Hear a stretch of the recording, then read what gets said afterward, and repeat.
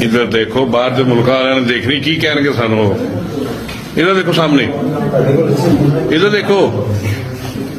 जो पंजाब में शहर कसूर है, वहां पर एक पार्टी हो रही थी नौजवानों की, लड़के लड़की जो कि टिकटॉकर्स हैं। पुलिस ने वहां पर छापा मारा है और उनको पकड़ा, ऐसे पकड़ा कि उनकी वीडियोस बनाई और उसको फिर वायरल कर दिया। पाकिस्तान की अगर कोई दुश्मन है, पाकिस्तान का बेड़ा किसी ने गर्क किया है। अगर किसी का बच्चा पाकिस्तान में नशे से मर रहा है तो उसकी जिम्मेदार पाक फौज है।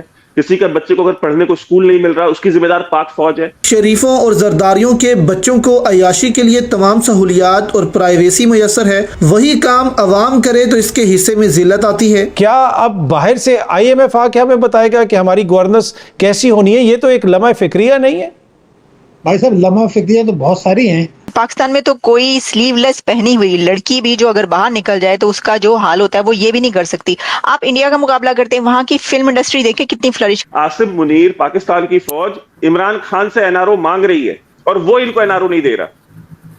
वो इसको रोज डीले ऑफर कर रहे हैं कि आ जाओ, ये मत बोलना, वो मत बोलना, ये मत करना, वो मत करना। इसको गवर्नमेंट तक देने को बोल दिया उन्होंने। भारत को अगर आप देखें तो उनकी रेमिटेंसेज अगर हैं, मिसाल के तौर पर से बरामदात उनकी 6 गुना है। रेमिटेंसेज है $124 अरब, उनकी बरामदात है $777 अरब। हमारी बरामदात नहीं बढ़ी तो हमने 111(4) इनकम टैक्स के तहत रेमिटेंसेज मंगानी शुरू कर दी। दोस्तों, पाकिस्तान के लोग खुद को सच्चा मुसलमान तो पुकारते हैं, लेकिन उनके हरकत किसी भी कल्चरल इंसान जैसे भी नहीं होती है। रिसेंटली दोस्तों एक वीडियो काफ़ी ज़्यादा वायरल हो रही है पूरे इंटरनेट में, जहां पर नशा में धुत पाकिस्तानी महिलाएं हमें दिखाई दे रही है। और ये जितने भी लोग हैं ये सब बड़े बड़े पॉलिटिशियंस और ख़ास करके पाकिस्तानी आर्मी जनरल्स के बच्चे हैं। और इसलिए ये इतना बड़ा टॉपिक है क्योंकि इस्लाम में किसी भी तरह के नशा और दारू पीना पूरी तरह से हराम कहा जाता है। लेकिन ये सच्चे मुसलमान का ढकोसला करने वाले पाकिस्तानी लोग और पाकिस्तानी आर्मी जो जिहाद करने के लिए सबसे आगे रहती है, उनके बच्चे ही सच्चे मुसलमान नहीं हैं और वे अपने बच्चों को ही कंट्रोल नहीं कर पा रहे हैं। इनफैक्ट ये ड्रग्स कल्चर खुद पाकिस्तानी आर्मी ने ही अपने पाकिस्तानी आवाम को फैलाया है ताकि इनका मुनाफा हो सके। और ख़ास करके इस ड्रग कल्चर के पीछे पाकिस्तानी आर्मी का सबसे बड़ा हाथ है। तो चलिए इसी पर आगे पाकिस्तानी मीडिया का रिएक्शन देखते हैं। अगर आपका हमारा ये वीडियो पसंद आए तो वीडियो को लाइक करें और हमारे चैनल को सब्सक्राइब कर लें। पाकिस्तान की अगर कोई दुश्मन है, पाकिस्तान का बेड़ा किसी ने गर्क किया है। अगर किसी का बच्चा पाकिस्तान में नशे से मर रहा है तो उसकी जिम्मेदार पाक फौज है। किसी का बच्चे को अगर पढ़ने को स्कूल नहीं मिल रहा उसकी जिम्मेदार पाक फौज है। कोई अगर पानी के बिना मर रहा है तो उसकी जिम्मेदार पाकिस्तान फौज है। अब कल जो है वहां पे रैली निकली है सिंध में, ठीक है, जिसको PTI ने भी ज्वाइन किया, ठीक है, PTI भी पहुंची उनको सपोर्ट करने के लिए। तो ये किसने किया ये काम? ये प्रोजेक्ट चोलिस्तान में सिंध का पानी डाइवर्ट करके जो पानी ले जा रहे हैं और सिंध को बंजर करके और चोलिस्तान को आबाद करेंगे, तो ये किसने ये प्रोजेक्ट का, किसकी पैदावार है ये? किसके दिमाग की उपज है? आसिम मुनीर के दिमाग की उपज है, पाक फौज के दिमाग की उपज है ये। तो पाक फौज ही तो है ना। अगर कल को सिंध में लोग सूखे में मरेंगे या खाए बिना मरेंगे तो उसकी जिम्मेदार कौन होगी? पाक फौज होगी। तो पाकिस्तान की सारी प्रॉब्लम्स, नशे से लेकर के, गुर्बत से लेकर के, महंगाई से लेकर के, हर एक चीज की इंस्टेबिलिटी हो गया, टेररिज्म हो गया, ये TTP, ये BLA, ये किसकी वजह से पैदा हुए? नवाज शरीफ की वजह से पैदा हुए, जरदारी की वजह से पैदा हुए, ये इन्हीं फौजियों की वजह से पैदा हुए हैं ना। टैंकर माफिया ये चलवाते हैं, ड्रग्स का बिजनेस ये करते हैं।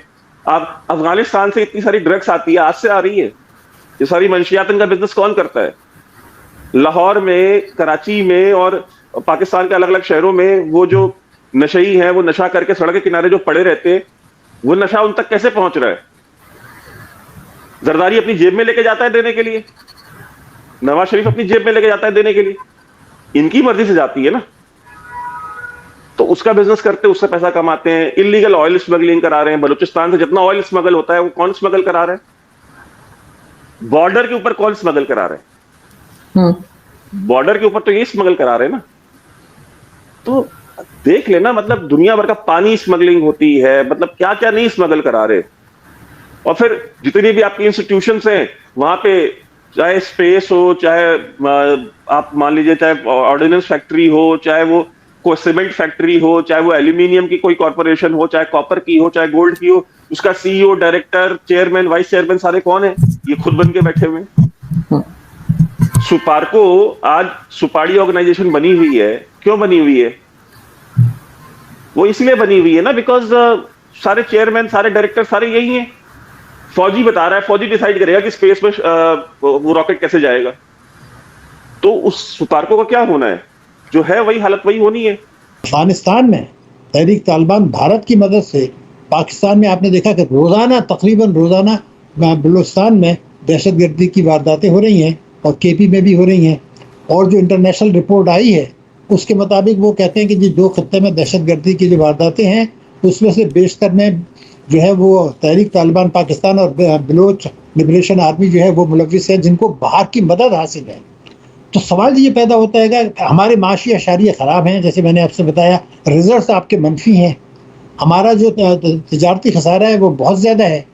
और एक बड़ी अहम बात मैं आपको बताऊं कि भारत को अगर आप देखें तो उनकी रेमिटेंसेज अगर हैं, मिसाल के तौर पर से बरामदात उनकी 6 गुना है। रेमिटेंसेज है 124 अरब डॉलर, उनकी बरामदात है 777 अरब डॉलर।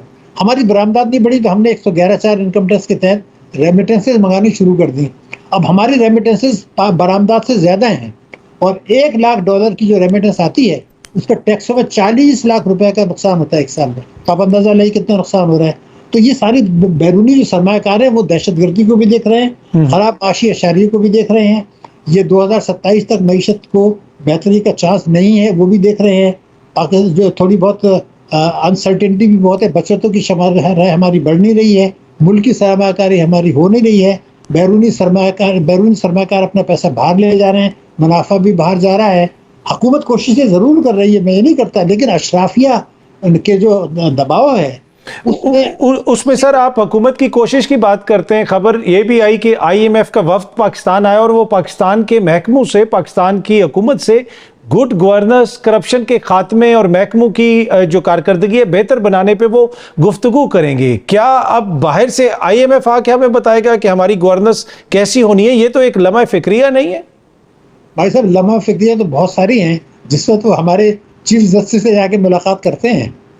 चीफ जस्टिस साहब ने देखिए ना, उन्होंने खुद फरमा दिया, हमारे चीफ जस्टिस ने, मैं इस किस्म की मुलाकातें नहीं करता। लेकिन जब वजारत खजाना ने कहा कि जनाब ये ज़रूरी है वरना पैसा नहीं मिलेगा, बात ये थी कि हमने अपनी सॉवरेनिटी ख़त्म कर दी है। मैं तो असल में एक चीज़ देखता हूँ, मुझे बड़ा आम वो होता है, अफसोस भी हम, कि कायदे आज़म ने जब स्टेट बैंक का इफ्तिताह किया था तो कायदे आज़म का जो एहतराम था आपको पता है सदर मुमलकत से ज़्यादा था, क्योंकि वो फाउंडर थे। लेकिन उस वक्त भी जो स्टेट बैंक के गवर्नर थे मेरिट के ऊपर आए थे, उन्होंने कायदे आज़म से कहा कि जनाब आपका एहतराम सब कुछ अपनी जगह है। उनको बहुत मोहब्बत भी दिखाई उन्होंने कायदे आज़म से, मगर यह कि मेहरबानी करके आप हमारे हुकूमत हमारे मामलात में मुदाखलत ना करे।